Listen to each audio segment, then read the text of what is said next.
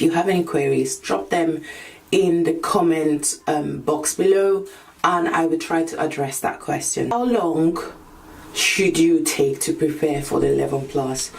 As a parent, I don't believe that there's any set time. My other son is now preparing for the 11 plus, and what I find is, even though my first son prepared for 4 months and passed the examinations, looking back now, it's not something that I would advise any parent.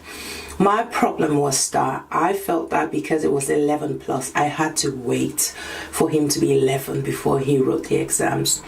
Wrong. My friends were asking me, my neighbor kept saying, is your son preparing for the 11 plus? And I said, no, he's not 11 yet.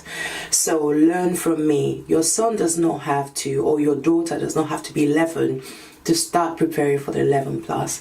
They can actually start preparing for the 11 plus at any time. That is one question a lot of people ask me. When should my child start preparing for the 11 plus? Your child can start preparing at any time. I have a child who is 5 years old. I'm not going to start him on the 11 plus questions, because when I say at any time, some people's eyes pop out. What I'm saying is that if you go on the internet, there are so many questions and answers that you have on there. These resources are free, and you can print them out or get your children to do them. And they are all 11 plus questions.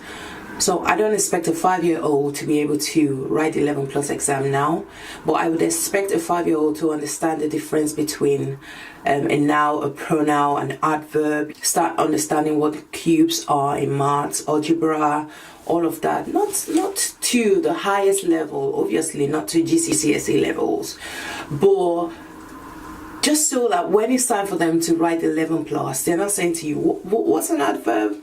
What's a verb? You can also teach them the vocabulary, because what people do is they leave the vocabulary too long before they start teaching their kids, and by the time they start teaching their kids, the kids are overwhelmed. That I found for my son, because his maths, he was like one of the best. He did one of the mocks, and he had the highest non-verbal now, had the highest mark in the mock, actually 2 mocks. But when we looked at the English, he got the